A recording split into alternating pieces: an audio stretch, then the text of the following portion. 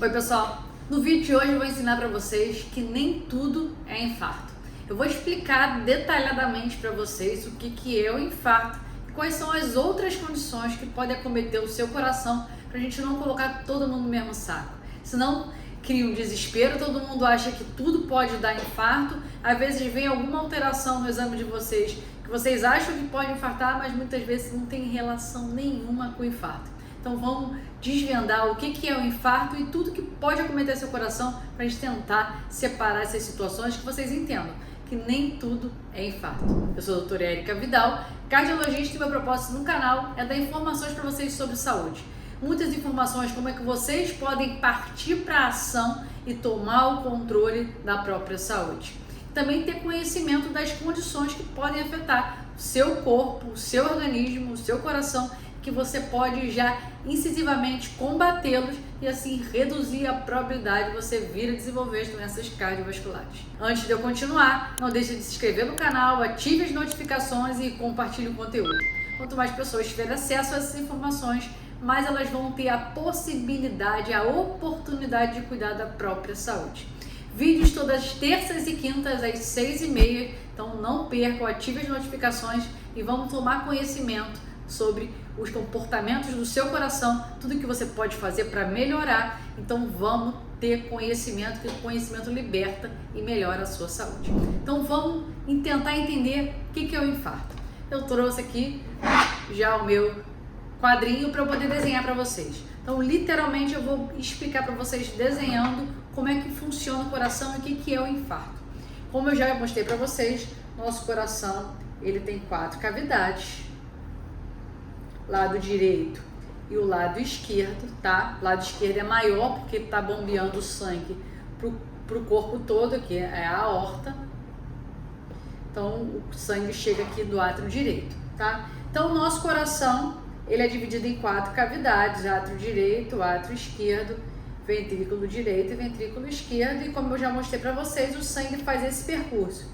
Chega através do átrio direito, desce pro ventrículo direito, sobe e vai para o pulmão para ser oxigenado e depois ele retorna do pulmão já cheio de oxigênio para o lado esquerdo, átrio esquerdo, ventrículo esquerdo e corpo.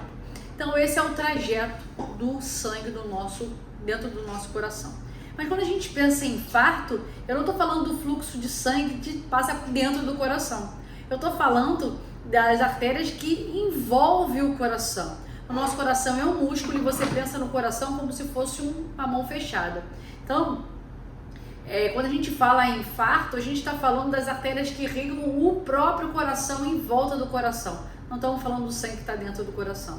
Então, o nosso coração é um músculo e dentro e por fora desse músculo passa as artérias que vão irrigar esse músculo para que ele consiga contrair de uma forma efetiva. Então, se a gente pensasse no coração como uma mão fechada, esse lado de perfil eu não sei desenhar muito bem, mas seria mais ou menos assim. As artérias que irrigam o nosso coração estariam passando aqui por fora. Então elas estão irrigando o próprio coração, tem do lado direito, do lado esquerdo, e elas vão irrigando toda essa musculatura do coração. Então, as artérias que irrigam o músculo do coração para levar sangue para o coração conseguir fazer a função dele, que é de contração, são as artérias que passam por fora do coração, tá? Não tem nada a ver com o fluxo de sangue por dentro.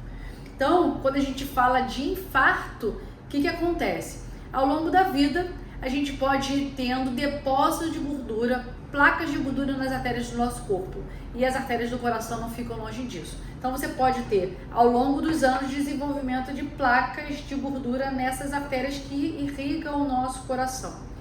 Conforme vai passando os anos, se você está exposto a vários fatores de risco, a velocidade de depósito dessas placas podem ir aumentando ao longo dos anos e você pode desenvolver obstruções mais significativas, que quando o coração é exigido, que são aqueles momentos que a gente precisa que o coração bombeie mais sangue, como picos de pressão arterial, picos de estresse que tem aumento de adrenalina, o coração acaba acelerando, exercício físico, qualquer tipo de esforço que você faça na sua casa, que está exigindo que o coração precise bombear mais sangue, Ou seja, ele vai precisar que chegue mais sangue para irrigar a própria musculatura para que ele consiga contrair de uma forma efetiva.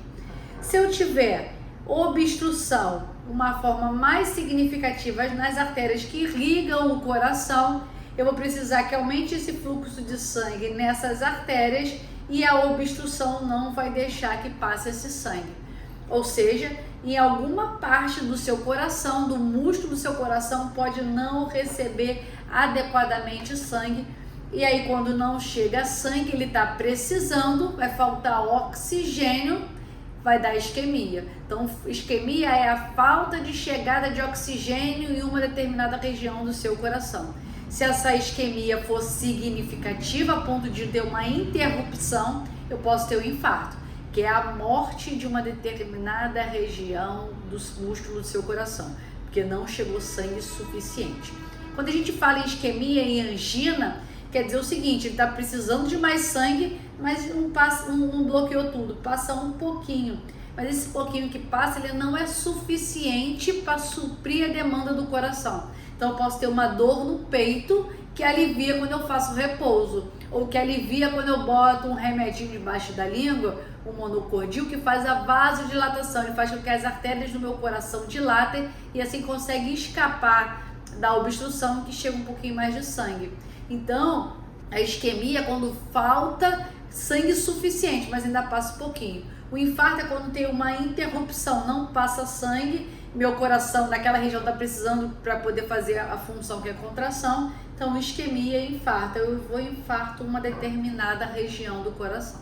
Quando essa obstrução, essa falta de chegada de sangue é numa artéria mais em cima, ou seja, que ela irriga uma maior músculo, uma maior percentual de músculo, esse grau de infarto é pior.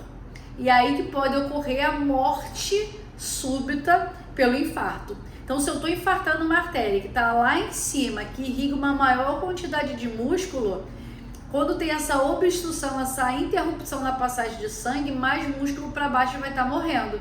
E se eu tenho muito coração precisando de sangue que não está chegando, o coração não vai conseguir contrair. Então, pode ter morte súbita pelo infarto. Então, o infarto é a obstrução, uma incapacidade de chegar sangue em determinada região do coração. Então, isso é o infarto, isso é a doença isquêmica do coração. Quando eu tenho a aterosclerose, que são as placas de gordura nas artérias que irrigam por volta do coração. Quando tem alterações dentro do coração, não tem nada a ver com o infarto. Eu vou explicar para vocês. Quais são as outras condições que podem acontecer dentro do coração que não tem nada a ver com o infarto? Por exemplo, o sangue para fazer esse trajeto, ele passa por portas que abrem e fecham, que são as válvulas. Tem válvula do átrio direito para o átrio esquerdo, que é a válvula tricúspide. Tem válvula do átrio esquerdo para o ventrículo esquerdo, que é a válvula mitral. Tem válvula do ventrículo direito para o pulmão, que é a válvula pulmonar. E tem válvula do ventrículo esquerdo para a aorta, que é a válvula aórtica. Qualquer uma dessas válvulas pode ter alteração. No geral, elas não dão grandes repercussões, a não ser quando você tem alteração na válvula aórtica, principalmente nos idosos. Quando a gente pensa no idoso, a gente pensa em calcificação, em depósito de gordura nas artérias do coração, sim, mas a gente também pensa em calcificação. E essa válvula pode calcificar. Quando essa válvula calcifica, ela pode não abrir adequadamente. Estenose aórtica, que é o quê? É uma válvula aórtica que ela não consegue abrir adequadamente. Ela é muito comum no idoso, porque a gente vai envelhecendo, a gente vai calcificando tanto as artérias quanto as válvulas. E quando tem uma calcificação importante que está impossibilitando a abertura da válvula, estenose aórtica. O que é muito comum, que eu tenho recebido muita mensagem, é sobre válvula tricúspide mitral. Quando você faz um ecocardiograma de rotina, você pode ter um quadro de insuficiência mitral ou insuficiência tricúspide, geralmente de uma forma discreta. Isso quer dizer o quê? Que está voltando um pouquinho de sangue, tanto para o lado esquerdo ou para o lado, tanto para o lado direito ou para o lado esquerdo, dependendo qual é a válvula. Isso tem um discreto retorno de sangue, que no geral não dá repercussão nenhuma.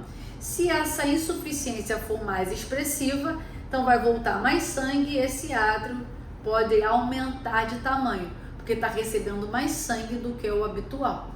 Mas no geral, isso não acontece. Esse acometimento das válvulas, tanto mitral quanto tricúspide, é comum nas pessoas que têm febre reumática, que hoje em dia a gente vê menos.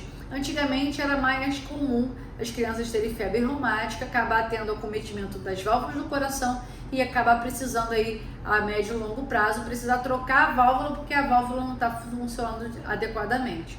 Então, a válvula mitral, a válvula tricúspide não tem nada a ver com infarto. Outras condições que podem acometer seu coração também são alteração do próprio músculo do coração e não é por falta de sangue. Você pode ter uma lesão do músculo, pode ser um diabético, ficou muito tempo aí diabético, que pode desenvolver uma miocardiopatia, que é a doença do músculo do coração. Você pode ter uma hipertensão não tratada, você está com a pressão sempre alta, ou seja, a pressão aqui na raiz da sua aorta, nas artérias estão aumentadas, então o coração tem que fazer tipo uma musculação para poder vencer essa resistência e jogar mais sangue lá para o corpo para poder irrigar o corpo. Então, quando tem muita pressão aqui, o coração tem que fazer mais força, ele vai ficando hipertrofiado. Você pode ter visto no seu eco hipertrofia ventricular esquerda, que é como se o coração estivesse fazendo uma musculação. Só que essa musculação não é uma musculação saudável, ou seja, o músculo está crescendo, mas não irriga, não aumenta a irrigação junto. Então você pode ir aumentando o coração, chega um momento que ele não vai conseguir ser irrigado de uma forma adequada e ele fica fraco. Então você acaba fazendo uma dilatação do coração. Então você faz uma insuficiência cardíaca. Então você pode ter acometimento.